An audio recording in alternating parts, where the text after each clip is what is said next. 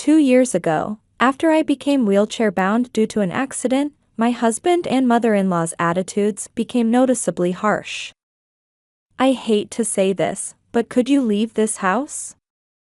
One night, I couldn't comprehend the meaning of my husband's sudden words. What do you mean?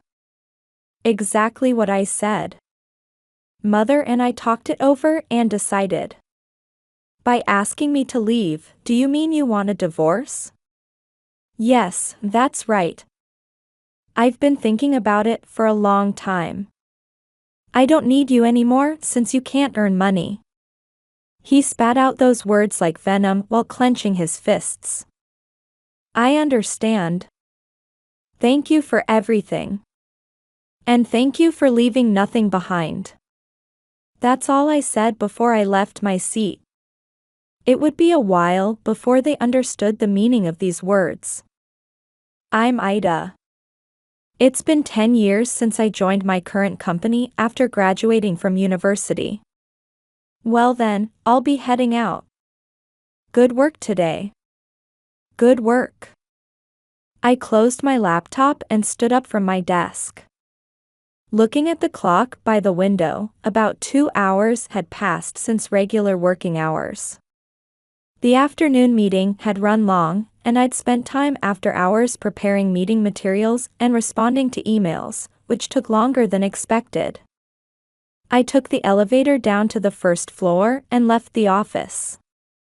Through the building's glass automatic doors, I could see it was already dark outside.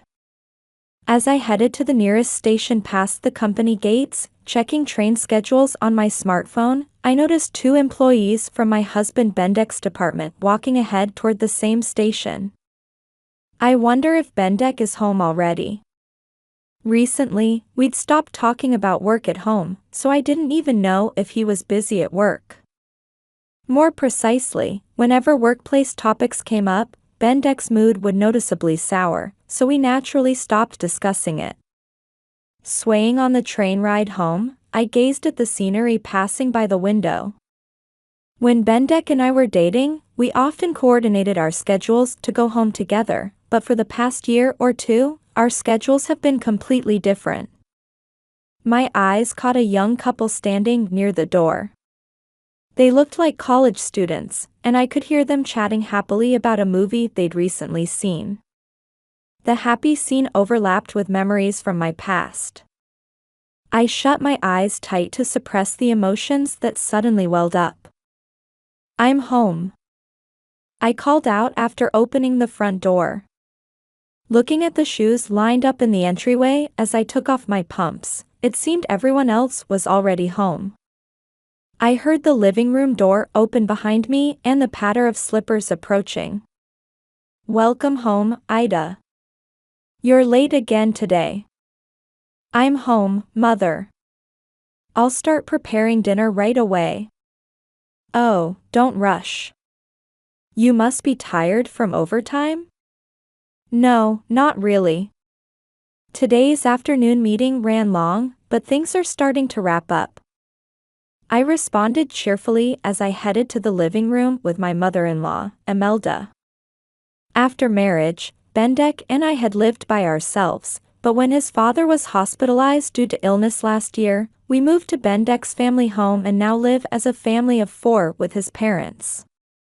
Welcome home, Aida. Good work today. I'm home. My father-in-law, who was reading the newspaper on the living room sofa, greeted me gently. Last year, he had collapsed from an acute subarachnoid hemorrhage and underwent emergency surgery. Though his condition was critical at one point, after post-discharge rehabilitation, he can now live normally. With his gentle personality and approachable nature, I had liked him since our first meeting before the marriage. Having served as an accounting department manager until retirement, he was knowledgeable about finance and often taught me tips about household financial management. After finishing dinner preparations, we all gathered around the table.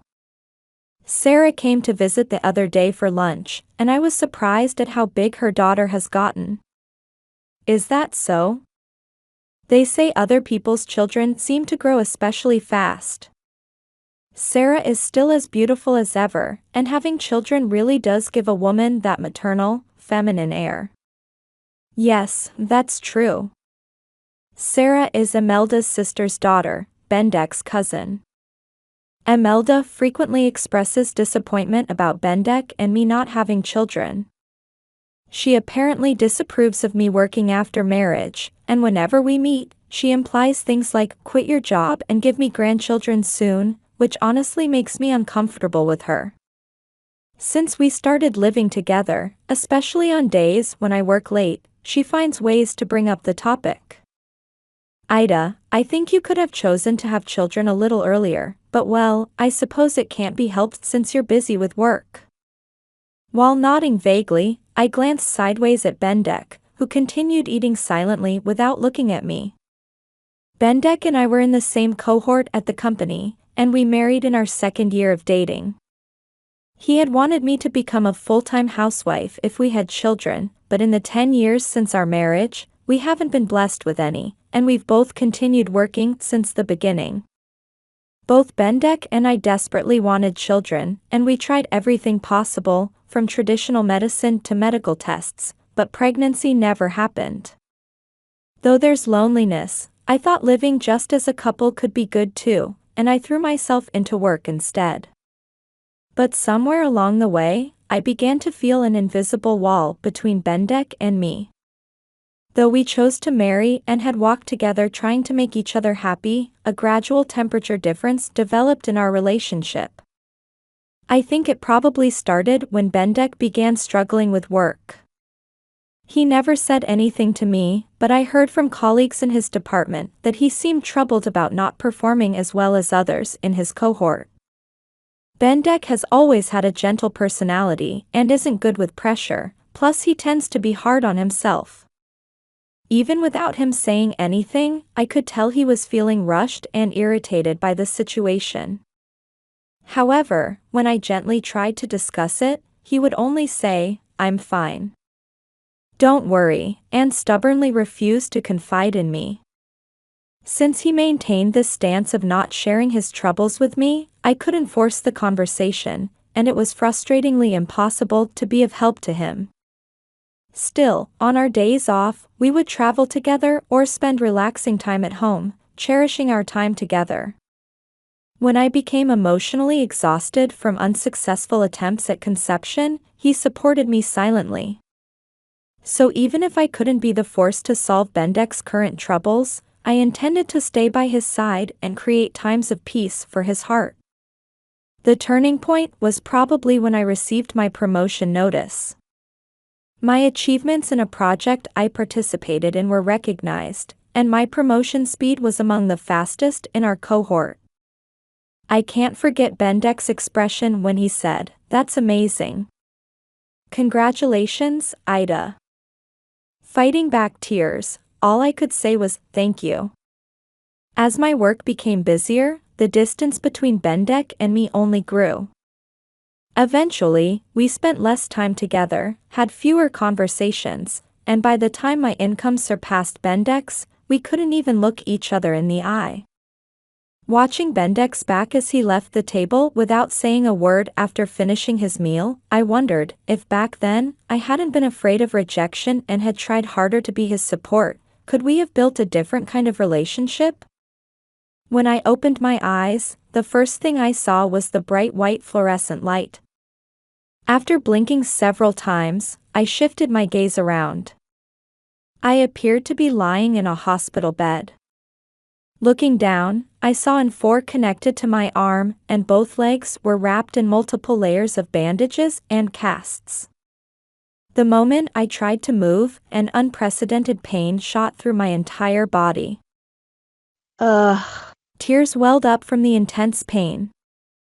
My whole body felt as heavy as lead, and it seemed impossible to move. What had happened? I tried to trace my memories from just before waking up. This morning, I had gone to work at the usual time, finished meetings and reports, and left work on time for the first time in a while. I had left the company and was heading to the station, and then I suddenly remembered. On the road to the station, busier than usual with rush hour traffic, there was a sudden screeching sound of emergency brakes behind me, and the moment I turned around, impact coursed through my entire body. As I realized I had been hit by a car, fear welled up along with the pain throughout my body. What condition was my body in now? Footsteps approached, and suddenly the curtain around my bed opened. Ah, You're awake. Don't try to get up yet. A young female nurse called out to me in a flustered manner.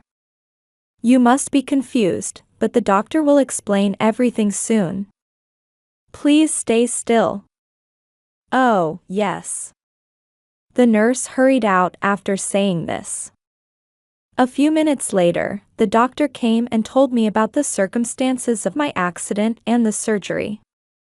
Apparently, a truck driver who had fallen asleep at the wheel had crashed into the sidewalk, and unfortunately, I had been hit from behind. I was rushed to this hospital immediately after the accident, and about half a day had passed since the successful surgery. What about contacting my family? We've already informed your husband and his parents, with whom you live, about your accident and the successful completion of surgery. However, they all seem to be out and unable to come immediately. I see. Thank you.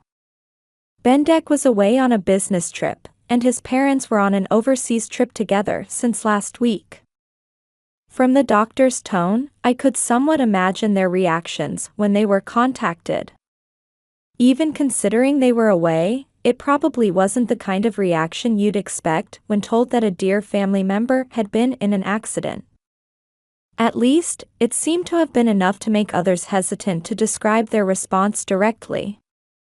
I laughed self-deprecatingly as I imagined Bendek's reaction to being informed of my accident. I just couldn't picture him being worried about me. According to the doctor's subsequent explanation, while my condition wasn't life-threatening, the damage to both my legs was particularly severe, and there was little chance I would be able to walk again. As I listened to the explanation, it felt like I was hearing about someone else's body rather than my own. Bendek visited the hospital 3 days after the accident. I was surprised by his deeply pained expression when he saw me lying in bed with injuries all over my body. Sorry I'm late. No, don't worry about it. I'm sorry it happened while you were on your business trip. Our conversation was awkward, as we hadn't talked in a long time. The conversation died there with both of us looking down, and Bendek left saying he would go talk to the doctor. I couldn't call out to him and could only watch him leave. 2.5 years have passed since my accident. The injuries to my legs from the accident left me permanently disabled, forcing me to live in a wheelchair. Since the accident happened during my commute, I was able to keep my job, but it was difficult to work the same way as before, and I resigned about 6 months ago. Since retiring, I've been staying at home, but there are some things that concern me lately. One is that Imelda's attitude toward me has become noticeably harsher than before. Aida. Do you have a moment? Yes, that's fine. I'm about to go out, but could I ask you to fold the laundry? It's just folding, and you can do that even if you can't move your legs, right? Yes. Have a safe trip. Well then, I'll leave it to you. Since I started spending my days at home, her snide remarks have increased. She seems to dislike having her son's wife staying at home without working, and now every time we meet, her requests come paired with sarcasm. I sighed while folding the laundry. The other concern is about Bendek's work situation. According to former colleagues, Bendek has become even more isolated in the workplace than before. He's been surpassed in work performance by his subordinates and is being treated like a delicate matter by those around him. While he often shut himself in his room after returning from work, lately he's been taking his frustrations out on me more frequently. You've got it easy, Ida. You don't have to worry about workplace relationships anymore, and you can live without working. Mother told me you just spend all day doing nothing?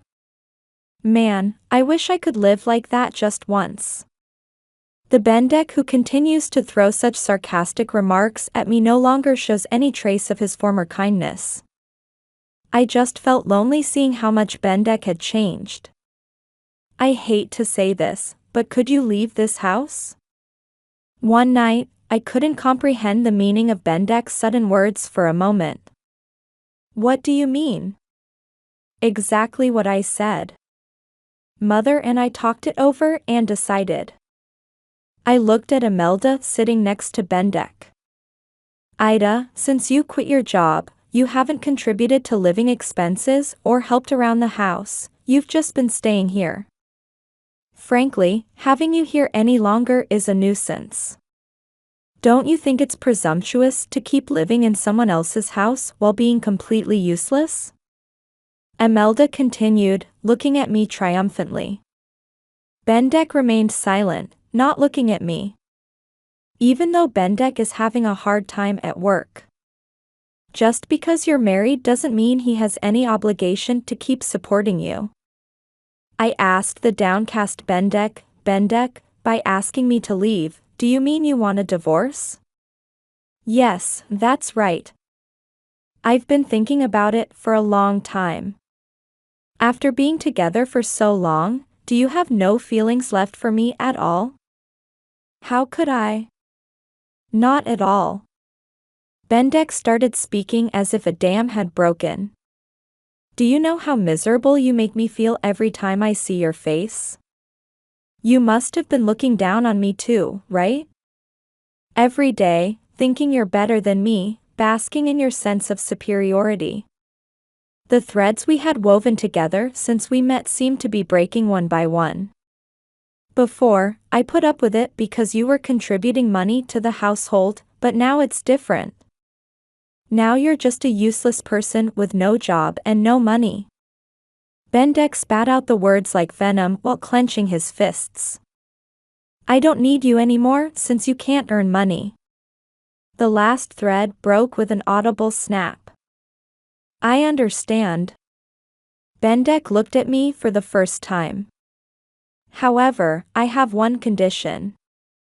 All divorce arrangements and procedures must be handled through lawyers.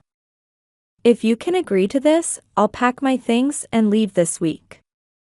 Yes, that's fine. Right, Bendek? Bendek nodded silently. Well then, that's that. Bendek. Bendek's shoulders jerked as he looked at me. Thank you for everything. And thank you for leaving nothing behind. That's all I said before I left my seat. A few days after I left the house, my phone rang with an incoming call from Bendek. I stared at the screen for a few seconds before answering. Hello? Ida. I'm sorry, please come back? What's this all of a sudden? Father told me that even after you quit your job, you were still covering the living expenses. You've been investing since you were working, right? Now you're earning enough in dividends to cover living expenses? Yes, that's right. So what? I left all the household finances to you and Father, so I didn't know anything. I thought we were using my income for living expenses, but it was almost all covered by your income, wasn't it? I really think I said terrible things. I'm sorry. After we got married and combined our finances, I had started investing with my income. Originally encouraged by my father-in-law, I had only consulted with him about household management and investments. So, what do you want me to do if I come back? Well, Father says that with just my income, we absolutely can't maintain the same lifestyle as before. And I'm not confident I can keep my current job much longer. So, are you saying you want me to come back just to make things easier for you all? How can you say such things so casually? I could tell Bendek held his breath on the other end of the phone.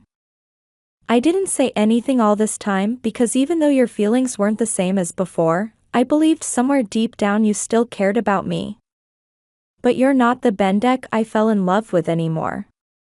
That's not true. Don't say anything more. All my feelings for you disappeared when we talked the other day. I'm sorry, but I don't care what happens to any of you anymore. Thank you for not leaving anything behind, no trust, no memories, nothing. Wait, Aida. Please, forgive me. The divorce arrangements and procedures will all be handled through lawyers. Don't contact me again. That's all I said before hanging up, and I refused all contact after that. Subsequently, the divorce proceedings progressed smoothly, and I completely severed ties with Bendek. The only person I still keep in touch with is my father-in-law. So, you haven't had any financial difficulties since leaving Bendek? No, I haven't had any problems so far. That's good to hear. We caused you so much trouble. When I heard what my son and wife had done, I couldn't help but yell at them. And the way they had been treating you for so long was something I should never have overlooked as family. I'm sorry I couldn't do anything. No, Father, please don't worry about it. If anything, I should apologize for causing you trouble. Since I left, there have been constant disputes at the house, I hear. Even after losing my income, Bendek and Imelda couldn't lower their standard of living and continued to waste money, eventually even mortgaging their household belongings and falling into debt. My father-in-law finally lost patience with his wife and son who showed no signs of changing their ways, and he recently divorced as well. This has become a good opportunity to reassess my life. I can live comfortably with my current lifestyle, and I want to try new things too, I said, smiling brightly.